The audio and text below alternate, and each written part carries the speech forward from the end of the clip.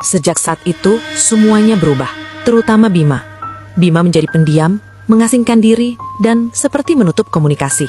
Sampai suatu malam, Raka mencoba menghubungi Bima. Keesokan harinya, mereka mencoba menemui Bima.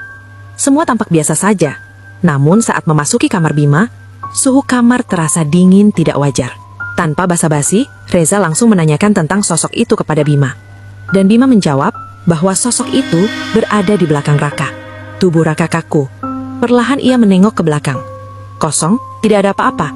Namun, saat Raka melihat ke arah kaca, sosok itu terlihat di belakang Raka. Dan Bima berkata lirih, dia gak suka dilihat.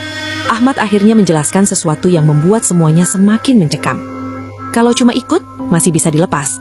Tapi kalau sudah nempel, dia anggap itu tubuhnya. Malam itu, mereka memutuskan menginap di rumah Bima. Namun teror belum selesai. Tepat pukul 12 malam, lampu kamar tiba-tiba mati. Dan disusul suara ketukan dari dalam lemari. Awalnya pelan, namun semakin lama semakin cepat. Ahmad melarang, jangan dibuka. Tapi Bima seolah melawan. Bima berjalan dan membuka lemari itu. Awalnya kosong, lalu tiba-tiba muncul sebuah tangan panjang pucat dari dalam gelap, menarik Bima masuk. Mereka berusaha menariknya kembali. Dalam kepanikan, Ahmad langsung membaca doa sambil berteriak, "Lepas!" Hingga akhirnya tangan itu melepaskannya. Dengan napas terengah-engah, berkata, "Dia marah, kita ganggu dia." Sejak saat itu, semuanya makin memburuk. Mereka melihat hal yang tidak mungkin. Dua Reza yang sama di pojok kamar dalam satu waktu. Salah satunya tersenyum lebar, tidak manusiawi. Sosok itu mulai berbicara. "Kenapa? Kalian gak mau ikut?" Setelah itu, lampu tiba-tiba menyala dan sosok itu menghilang. Keesokan harinya, Reza membisikkan sesuatu yang membuat Raka merinding. Semalam dia berbisik bahwa satu-satu akan dia ambil. Sejak malam itu, mereka memutuskan untuk tidak lagi membahas kejadian di rumah Bima, mencoba kembali hidup normal.